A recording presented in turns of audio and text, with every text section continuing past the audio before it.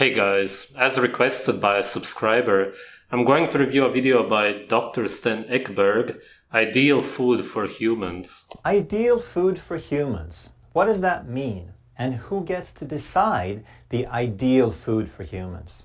Coming right up.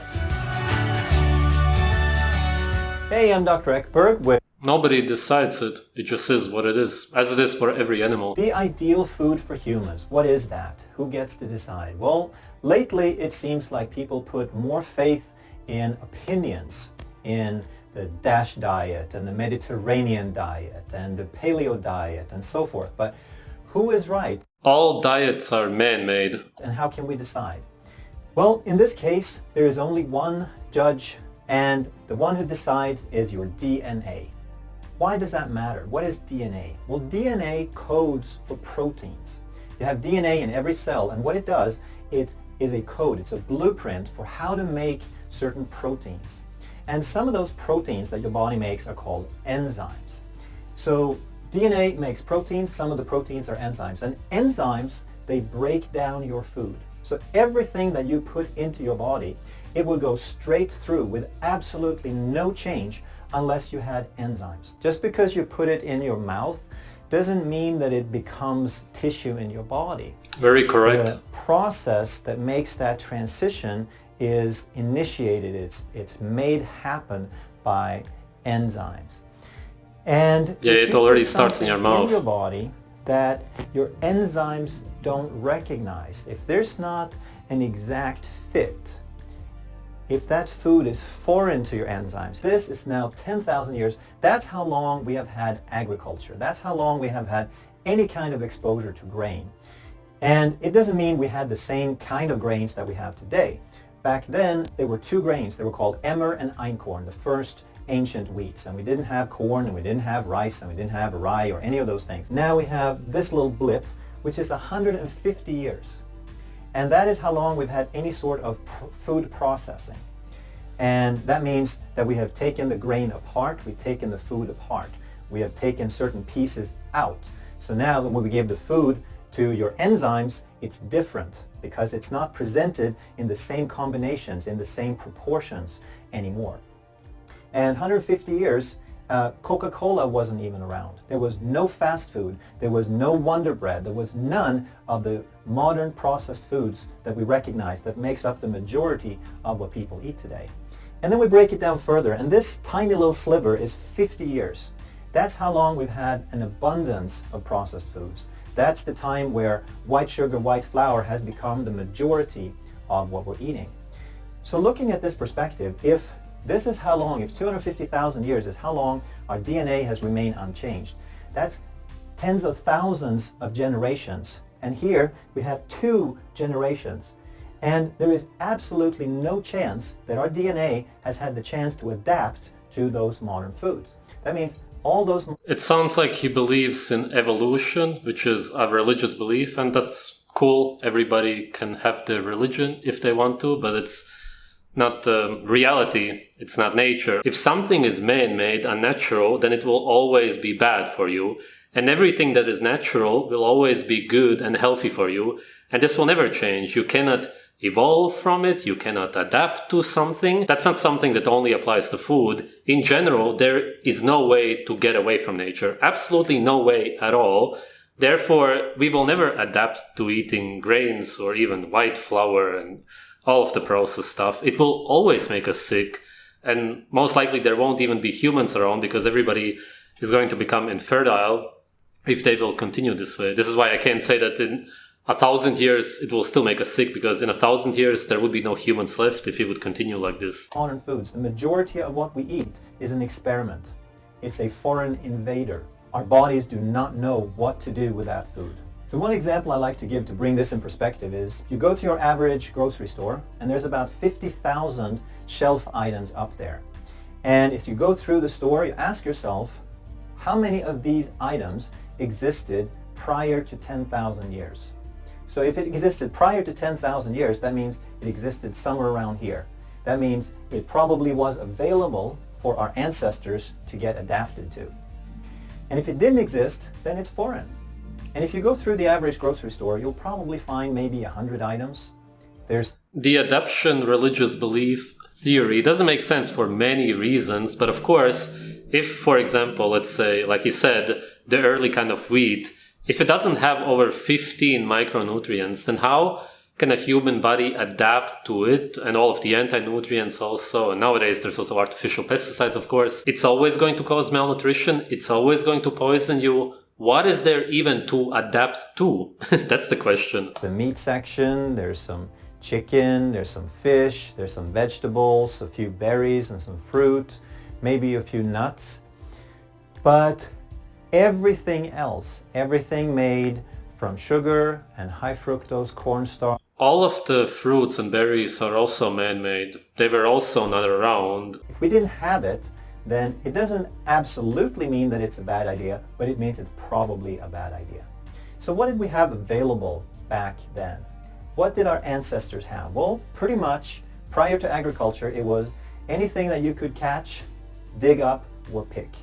So something you could catch would be meat or fish. And the meat was not jerky with MSG and preservatives and high fructose corn syrup and all those sugars. If you could dig it up, You would hunt an animal. Firstly, you would drink the blood. Then you would eat the liver and the other organs raw. And if you were hunting with dogs, you would give some of the muscle meat to the dogs because, of course, you also want them to stay alive. But the king and the leader would always get the blood and the organs first. might have been some potatoes or some version of a potato or a sweet potato or a rutabaga or a parsnip.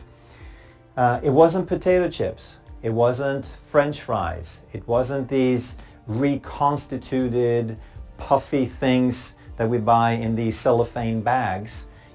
Imagine a human being in nature digging up food. You would have to be incredibly desperate to get to the point to dig up, dig through the earth to find some kind of plants. That shouldn't even be on the list because you would have to be completely starving to get to that point. I've seen some documentaries where some people, African tribes, dig up tubers and then juice them a little bit just to get some hydration from it. That could make sense, but you would certainly not be eating them raw anyway because they would be toxic and you would die. Cooking hasn't been around for that long, so realistically, if you look at what humans should actually eat, then it would only be food in its natural raw state. Even though they say they're made out of vegetables, it's not a root or a tuber or a vegetable anymore.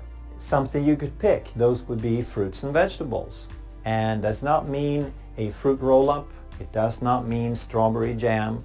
It does not mean a low-fat Pop-Tart. Yes, it doesn't mean those things, but it also doesn't mean those big man-made strawberries with no micronutrients and full of pesticides that we find in the stores nowadays. It means very small wild strawberries, which would be around maybe for a month in the year, around August and September. That's when you would find some berries, and if you live in a tropical climate, you would have more fruit, but a lot of fruit was also toxic, so you would have to really be careful as to what you're eating and so on. So fruit was never a huge part of our diet anyway. Even people in tropical places mostly still consume meat, of course. Those are not foods. They were not available. If we change them to that degree, they become foreign to our bodies again. Vegetables have never been around. Not the kind of vegetables we have today. Those are all completely man-made. Humans don't eat vegetables in nature whatsoever. And another thing to keep in mind was that most of these things were probably seasonal. That I'm not going to get into the argument whether we're supposed to be carnivores or vegetarian. I think we need to eat some of everything. But we need to keep in mind that most things were seasonal. So even if we had access to fruits. This video is not bad overall, but he tries to appeal to the masses. Maybe that's to get views, whatever. He doesn't want to scare off the vegetarians and whatnot. Yes, we used to catch meat, fish, obviously. No, we did not dig up tubers and whatnot. We didn't eat any vegetables.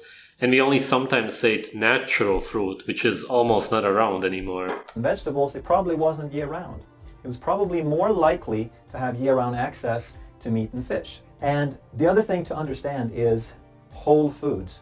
That everything that we eat needs to be eaten as close as possible to its natural state. If a potato was available, it should still look like potato. It shouldn't look like potato chips or vodka. Because even though they're made from potato, the huge potatoes that we have today are not really comparable to the very small ones, which is how natural potatoes look like. They don't look very appealing. It doesn't look like food. they're not the same thing. Same thing with meat, same thing with vegetables, same thing with anything that you eat.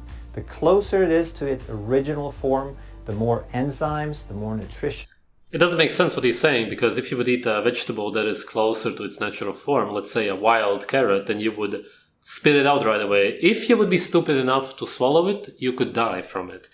My point is, all vegetables in their natural wild form are very, very toxic, deadly. The more vitamin complexes it retains, the more naturally everything is combined. So next time that someone presents you the ideal diet, when some agency has an official vote and proclaims this or that diet as the official and optimum diet for humans, ask yourself these questions. Was it around? Do we have the enzymes to break it down?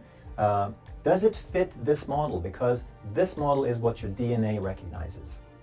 And last year, the DASH diet was proclaimed as the best diet, and it has 50%, recommends 50% of its calories from grains. That it is very, very questionable if that is a suitable human food. If we start understanding the bigger picture of health, if we start understanding physiology, then we can all help each other get healthier and ask for the right foods and have producers produce the right foods for us.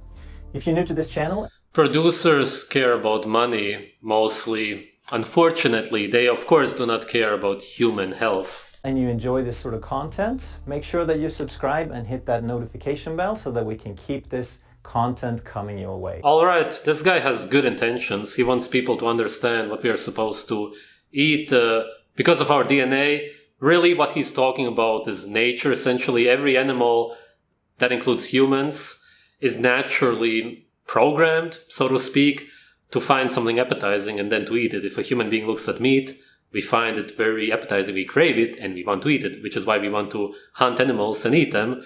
And it's the same for cows. When they see grass, it's just, yummy, I want to go and graze on grass, and so on. I haven't watched his videos, so I don't know what exactly he recommends.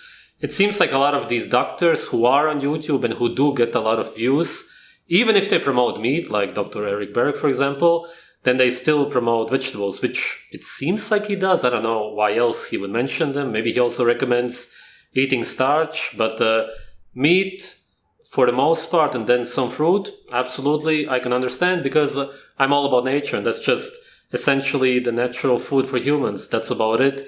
Of course, he doesn't mention blood and so on. Maybe he doesn't know about it. I'm going to assume that he probably doesn't. Most people are kind of afraid to even mention it. But that would be the first thing that I would recommend if I would make a video like this about food. It would be blood at the very top.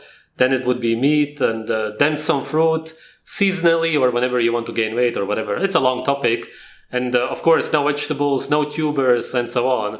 All of the stuff is unnatural. Most people usually cook it. Tubers, you gotta cook. Vegetables, usually people cook because they are very hard on the gut. They're so full of toxins and so on. There's just so many problems with everything that's man-made. The bottom line is always choose nature, which I think really was the point of his video also. Thanks for watching, guys.